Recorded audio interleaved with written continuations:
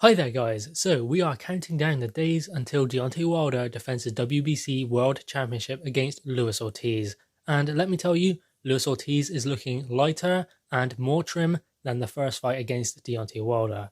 Now, will that work in his favour? Will it not? Well, at this stage, I don't think it really matters. I think that, to be honest, this is a fight of who lands first. If Deontay Wilder lands on Luis Ortiz, whether he is £200, £300, it's going to knock him out. So the resistance and punch resistance of Luis Ortiz isn't going to be nothing in this fight if Deontay Wilder lands.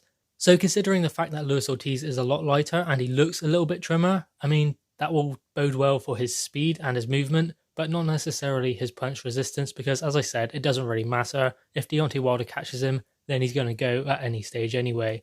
And I guess on the flip side, I believe that Luis Ortiz possesses enough power to hurt Deontay Wilder. Does he possess enough power to knock him out? I mean, perhaps. I mean, he had Deontay Wilder gone. Deontay Wilder just made out of that 7th round last time. And there have always been question marks on Deontay Wilder's chin. Although he answered them in the first Luis Ortiz fight, he never even went down from those punches. So, I mean, I guess that could clear up some rumours about Deontay Wilder's chin. But also, he could see every shot coming from Luis Ortiz.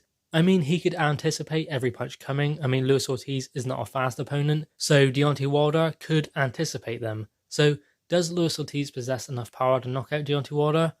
Maybe, but not with one punch, definitely, I don't think. Because I just don't think that Luis Ortiz is fast enough to catch Deontay Wilder with a shot that he does not see coming. So I believe that Luis Ortiz will have to put together a combination and accumulation of punches in order to stop or even hurt Deontay Wilder. Because that is what he needed last time, and he just couldn't close the show in that 7th round when he had Deontay Wilder out on his feet.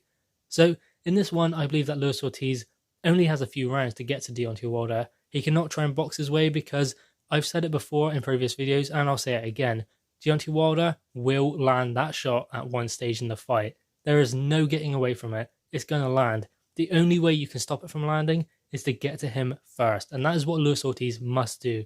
He cannot go in there thinking, I'm going to get a 12-round decision, because it's just not going to happen. He's not going to be able to last 12 rounds, 36 minutes without being caught. And let me tell you why. It's because Deontay Wilder is just so wild. I mean, you can't anticipate the punches coming. You don't know when he's going to throw, although he does telegraph a lot his punches. But, I mean, you just don't know when it's going to land. And often what fighters will do is try and back up. When those punches are so wild, it would probably be easier to come forward and duck under those punches rather than try and go back, because then you're walking into the range of the punch, because they are just so wide and wild and they come around the back of the guard.